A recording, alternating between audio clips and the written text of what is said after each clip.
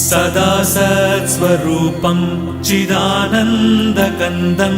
जगत्सम्भवस्थानसंहारहेतुं स्वभक्तेच्छया मानुषं दर्शयन्तम् नमामीश्वरं सद्गुरुं साईनाथं नमामीश्वरं सद्गुरुं साईनाथम् भवद्ध्वान्तविध्वंसमार्ताण्डमीड्यं मनोवागतीतं